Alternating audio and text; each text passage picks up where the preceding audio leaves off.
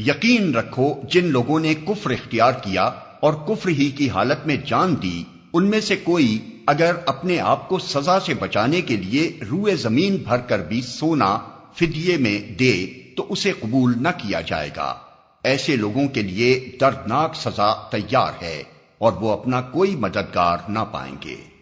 تم نیکی کو نہیں پہنچ سکتے جب تک کہ اپنی وہ چیزیں خدا کی راہ میں خرچ نہ کرو جنہیں تم عزیز رکھتے ہو، اور جو کچھ تم خرچ کرو گے اللہ اس سے بے خبر نہ ہوگا۔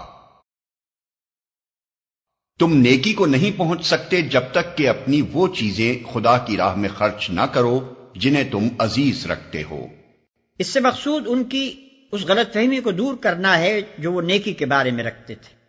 ان کے دماغوں میں نیکی کا بلند سے بلند تصور بس یہ تھا کہ صدیوں کے توارث سے تشرع کی جو ایک خاص ظاہری شکل ان کے ہاں بن گئی تھی، اس کا پورا چربہ آدمی اپنی زندگی میں اتار لے، اور ان کے علماء کی قانونی موشگافیوں سے جو ایک لمبا چوڑا فقہی نظام بن گیا تھا، اس کے مطابق رات دن زندگی کے چھوٹے چھوٹے ضمنی و فروعی معاملات کی ناپ تول کرتا رہے۔ اس تشرع کی اوپری سطح کے نیچے بالعموم یہودیوں کے بڑے بڑے دیندار لوگ تنگ دلی، حرص، بخل، حق پوشی اور حق فروشی کے عیوب چھپائے ہوئے تھے، اور رائے عام ان کو نیک سمجھتی تھی۔ اسی غلط فہمی کو دور کرنے کے لیے انہیں بتایا جا رہا ہے کہ نیک انسان ہونے کا مقام ان چیزوں سے بالا تر ہے جن کو تم نے مدار خیر و صلاح سمجھ رکھا ہے۔ نیکی کی اصل روح خدا کی محبت ہے، ایسی محبت کہ رضائے الہی کے مقابلے میں دنیا کی کوئی چیز عزیز تر نہ ہو۔ جس چیز کی محبت بھی آدمی کے دل پر اتنی غالب آ جائے کہ وہ اسے خدا کی محبت پر قربان نہ کر سکتا ہو، بس وہی بت ہے، اور جب تک اس بت کو آدمی توڑ نہ دے نیکی کے دروازے اس پر بند ہیں۔ اس روح سے خالی ہونے کے بعد ظاہری تشرع کی حیثیت محض اس چمکدار روغن کی سی ہے جو گھن کھائی ہوئی لکڑی پر پھیر دیا گیا ہو۔ انسان ایسے روغنوں سے دھوکہ کھا سکتے ہیں مگر خدا نہیں کھا سکتا۔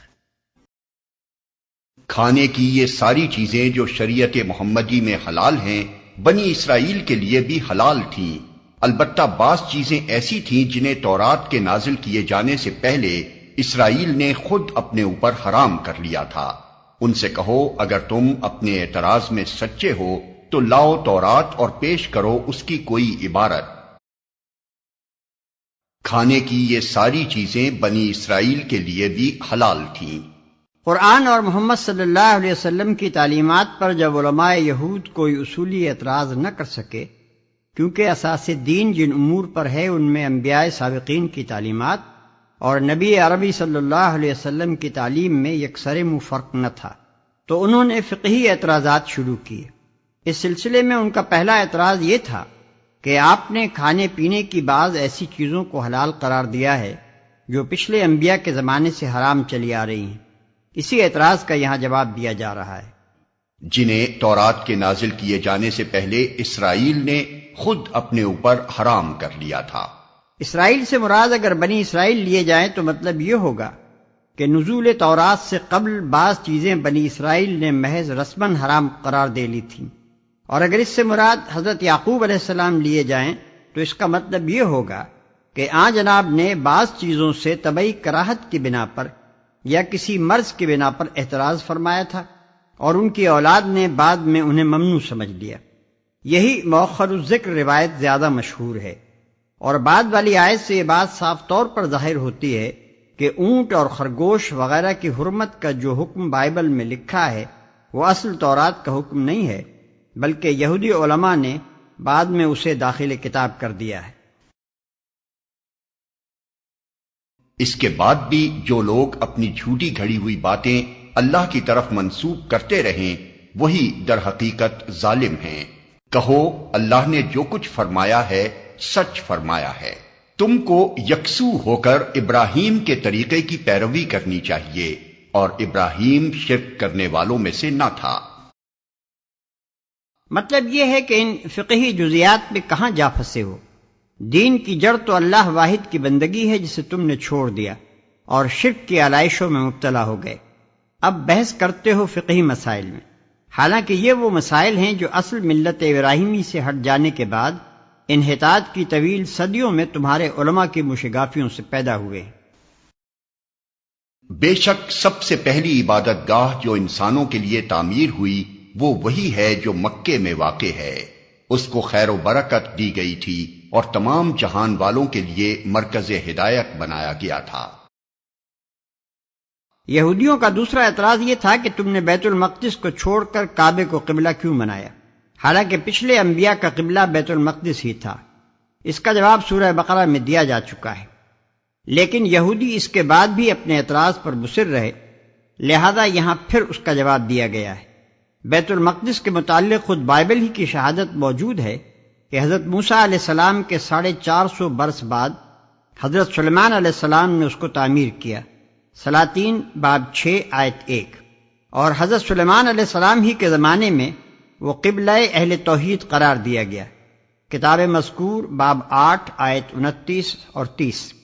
برعکس اس کے یہ تمام عرب کی متواتر اور متفق علیہ روایات سے ثابت ہے کہ کعبے کو حضرت ابراہیم علیہ السلام نے تعمیر کیا اور وہ حضرت موسیٰ علیہ السلام سے 800-900 برس پہلے گزرے ہیں.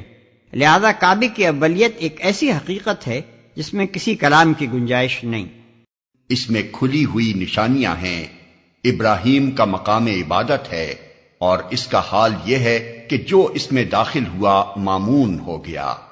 لوگوں پر اللہ کا یہ حق ہے کہ جو اس گھر تک پہنچنے کی استطاعت رکھتا ہو وہ اس کا حج کرے، اور جو کوئی اس حکم کی پیروی سے انکار کرے تو اسے معلوم ہو جانا چاہیے کہ اللہ تمام دنیا والوں سے بے نیاز ہے. اس میں کھلی ہوئی نشانیاں ہیں، یعنی اس گھر میں ایسی صریح علامات پائی جاتی ہیں جن سے ثابت ہوتا ہے کہ یہ اللہ کی جناب میں مقبول ہوا ہے اور اسے اللہ نے اپنے گھر کی حیثیت سے پسند فرما لیا ہے. لقدق بیابان میں بنایا گیا اور پھر اللہ نے اس کے جوار میں رہنے والوں کی رزق رسانی کا بہتر سے بہتر انتظام کر دیا. 2500 برس تک جاہلیت کے سبب سے سارا ملک عرب انتہائی بدامنی کی حالت میں مبتلا رہا، مگر اس فساد بھری سرزمین میں کعبہ اور اطراف کعبہ ہی کا ایک خطہ ایسا تھا جس میں امن قائم رہا. بلکہ اسی کعبہ کی یہ برکت تھی کہ سال بھر میں 4 مہینے کے لیے پورے ملک کو اس کی بدولت امن میسر آ جاتا. پھر ابھی نصف صدی پہلے ہی سب دیکھ چکے تھے کہ ابراہ نے جب کعبے کی تخریب کے لیے مکے پر حملہ کیا تو اس کی فوج کس طرح قہر الہی کی شکار ہوئی. اس واقعے سے اس وقت عرب کا بچہ بچہ واقف تھا اور اس کے چشمدید شاہد ان آیات کے نزول کے وقت موجود تھے. جو اس میں داخل ہوا مامون ہو گیا. جاہلیت کے تاریک دور میں بھی اس گھر کا یہ احترام تھا کہ خون کے پیاسے دشمن ایک دوسرے کو وہاں دیکھتے تھے اور ایک کو دوسرے پر ہاتھ ڈالنے کی جرت نہ ہوتی تھی.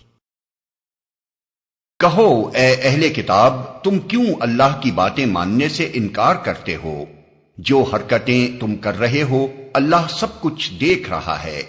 کہو اے اہل کتاب، یہ تمہاری کیا روش ہے کہ جو اللہ کی بات مانتا ہے اسے بھی تم اللہ کے راستے سے روکتے ہو اور چاہتے ہو کہ وہ ٹیڑھی راہ چلے، حالانکہ تم خود اس کے راہ راست ہونے پر گواہ ہو.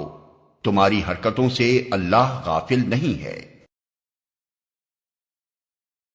اے لوگو جو ایمان لائے ہو، اگر تم نے ان اہل کتاب میں سے ایک گروہ کی بات مانی تو یہ تمہیں ایمان سے پھر کفر کی طرف پھیر لے جائیں گے. تمہارے لیے کفر کی طرف جانے کا اب کیا موقع باقی ہے؟